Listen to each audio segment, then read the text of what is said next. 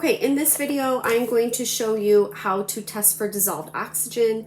That represents how much oxygen is present in your water source. So if you take a look, it's the last test. Notice it's got a lot of instructions, so it's a little bit more complicated. So what I've got here, yours is going to look different. This is my pond water. It's not tap. We took it out of the aquarium. And so what you're going to want to do is you're going to grab your pond water as well as one of these little glass vials. Be careful with these, obviously. They're glass, and so we don't want to break them because they're expensive to replace. And so what it says to do is it tells you that you're going to submerge this glass bottle under the water in your pond sample or in your aqua column in order for you to fill the entire little glass jar with water. You don't want any air in it, okay? So that's what I'm going to do now. Okay, and you could kind of hear where all the air comes out of it, and so when you look at it, there it is. It's filled all the way to the top. You can see that little meniscus on the top, okay? Next thing it says to do is to remove the tube from the water, fill it all the way top, add 2 dissolved oxygen tablets. So they're already cut into 2, so this is how you know which ones are the DO or the dissolved oxygen ones because they've already been cut by your teachers into sets of 2. You're welcome.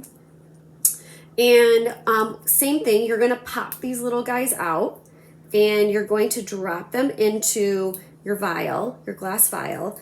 And because your glass vial is already filled to the top with water, you can expect a little bit of water to kind of spill out over the side because now that these little tablets are taking up some of the space inside there. Next thing you want to do is you want to really carefully screw on. You can kind of see, oh, look at that, water tension. Does anybody remember that from chemistry? Get excited, science people.